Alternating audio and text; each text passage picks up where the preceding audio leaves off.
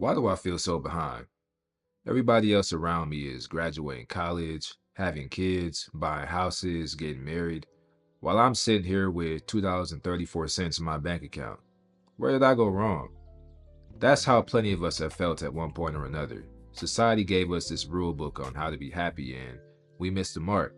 We didn't do things on time, we didn't follow what they said, and now everyone around us is living seemingly perfectly happy lives. And we're just here. Or is that really the case? Why do people want others to be like them? Well, it's because society runs on conformity.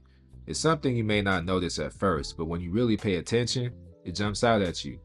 There's things you're not allowed to say, there's things you're expected to do by a certain age, there's things you're expected to not do by a certain age. Essentially, you're supposed to fall in line. And a lot of folks love the idea of control and conformity, even though they don't really realize it. They only feel fulfilled and normal when everybody else is the same, or when everybody else has the same ideology as them. So ultimately, the problem to me is when people start to impose their beliefs, goals, or personal aspirations on you.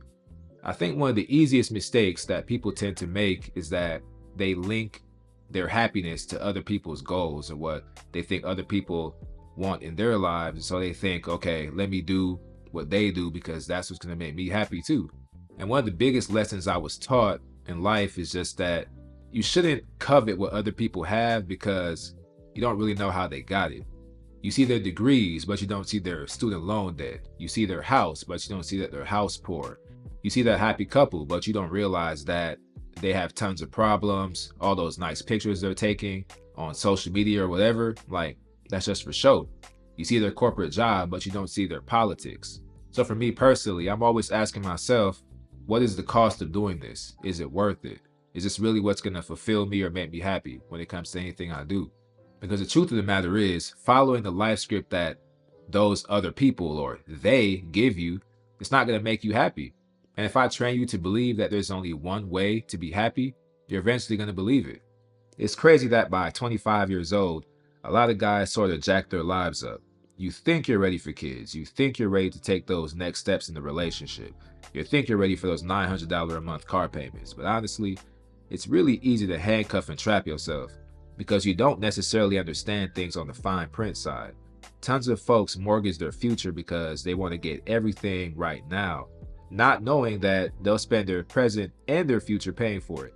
That's why learning to take your emotions out of the equations is usually for the best. And certainly, one thing that's clear to me, hasty people are prone to bad decisions, and they, whoever that may be, will take advantage of it. And speaking of traps, one of the craziest things about our society is that being in debt is so normalized. Anytime you buy something with money you don't have, you're essentially signing up to being forced to work for the next X amount of time to pay for that purchase. It's the byproduct of the system being designed to trap you. They raise the price on everything, they increase cost of living, which causes you to have to spend outside your means, right? Then you get trapped in your job, you get trapped to your living space, trapped to your spouse, trapped to your vices, trapped to your consumerism. Now remember how before I said that society runs on conformity. Well, if everybody else signs up for this stuff, then you'll say, oh, well, what the damn? I guess I'll sign up for that too. So the more I think about it, the more I realize it seems like they have no problem giving us things like credit cards or loans or student loans or personal loans and all those other stuff, right? It's so easy to get those. But when it comes to getting a raise at your job or making more money or having to get another income, they make it like it's pulling teeth. Hell, in cases like student loans, you can't even file bankruptcy on it. They make it so easy to get, but it's pretty much impossible to get rid of. In other words, many things are easy to get into, but hard to get out of. But the thing is, nobody warns you. You better go to school right away, but they won't tell you what to go for. Then when you're struggling to pay back loans, they'll blame you for not knowing. It was your fault for taking out student loans at 17 and 18 years old. It was your fault for not knowing that inflation was going to kill the value of your dollar in a few years. The real question is, why is this stuff not being taught to people in their 12 years of primary education? Why are they being taught about trigonometry and the 2,000 different kinds of plants that you won't remember anyways? There was ample time, but nobody cared. That's just one example, but people love telling you what to do, but then when it fails, they'll say you didn't pick right, or you didn't do it right, or you didn't do X, Y, and Z. And let me tell y'all something. Lots of people have mastered the art of doing the dumbest things but making it look good. Stay in your lane. The dream they're pushing onto you is going to cost a hefty price. $700 car payments, $70K in student loans, $5K engagement rings, $10K in credit cards, $300 houses, $30,000 weddings, $20,000 vacations, $100K per child. The modern American dream is about obtaining instantaneous luxuries in exchange for a life of servitude and debt. The more debt you maintain, the more luxuries you're allowed to have. And if you ain't careful, you'll find yourself in a pair of golden handcuffs.